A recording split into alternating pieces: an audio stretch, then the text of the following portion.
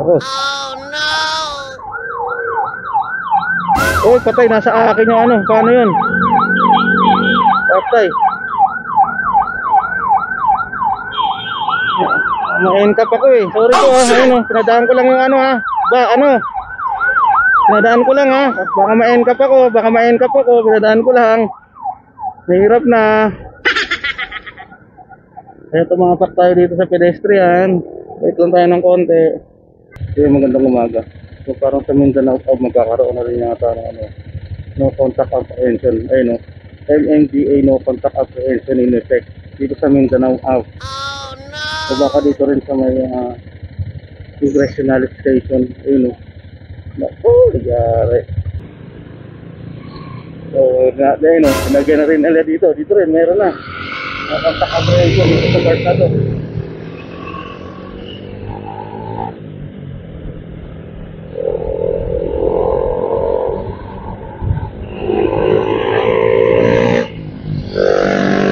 Part na to meron na rin no contact apprehension kasi meron na signage na nakalagay doon. So good luck dito. So meron ditong bike lane, ayan no. Tapos marami din dito yung nagbi-beating the red light eh, kasi pag wala naman dumadaan o wala namang ano, maraming nagbi-beating the red light dito. So yun, meron na rin dito no contact apprehension, pero ang pagkakasabi lang kasi is ano, di ba? EDSA, Commonwealth, C5, Ross Boulevard, ano ba? Makapagal Boulevard, Quezon Ave. Alam ko yun lang yung may mga NCAP na ibalita eh, at nasa listahan. Wala akong nakitang Mindanao Ave tsaka ano ba tawag dito? Congressional Extension ba tawag dito? O ano na to? Dangdang Sora. So meron ditong bike lane, ayan. So bawal na pala dyan, ganon.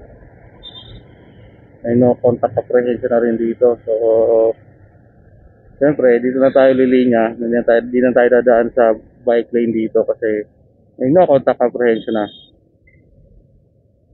Unless na lang pag ito ay naging shared lane.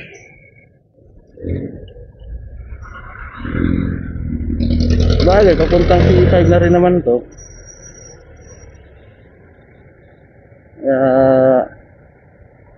Ingat dito sa part na to. Unang umaga. Ngayon ay third week na ng NCAP sa Kalakhang NCR, Kalakhang Maynila, sa mga major roads ng NCR.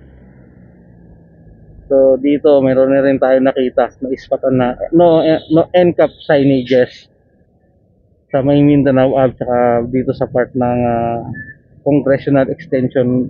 Hindi ko pamilyar eh. Ano ba natin na ito? Papuntang C5 to eh. So kaya sa mga paps natin dyan, mga kapwa natin motorista na ano, siyempre watch out na kayo sa mga ano signages ng NCAP sa pagdaan dyan sa bike lane, kasi mayroon ng signage dito. Central Ave, Congressional nga to. Tama pala. Dito kayo makakita tayo ng signage dito. So dito wala pang signage ng NCAP eh. Pagtawid nitong ano, wala tayo nakitang signage dito ng NCAP.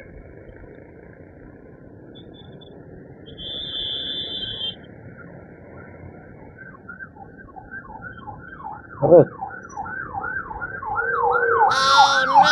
Oh, patay, nasa akin yung ano. Paano yun? Patay. Ma-encap ako eh. Sorry po ah. Ayun oh, pinadaan ko lang yung ano ah. Pinadaan ko lang ah. Baka ma-encap ako, pinadaan ko lang. Mahirap na. Eto mga pak tayo dito sa pedestrian. Wait lang tayo ng konti. Ganun yung mga minsan na senaryo eh, no, na takot ma-NCAP. Hindi pinagbibigyan yung mga ganong ambulansya. May na mga napanood tayo sa Facebook, sa balita na hindi nila pinapadaan yung ambulansya kasi natatakot sa NCAP. So tayo naman ay may camera naman, so siguro naman ano naman yun, hindi ko consider naman kaya tayo tumapak sa pedestrian lane. Ay ano,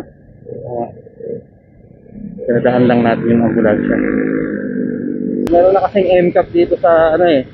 Meron na tayo na ispatan na NCAP signages dun sa may intersection ng Mindanao Avenue tsaka Congressional sa may traffic light. Meron tayo nakita doon kaya nag-iingat na tayo siyempre dito sa Congressional. Mahirap na, di ba? Maabala ng violation ng NCAP.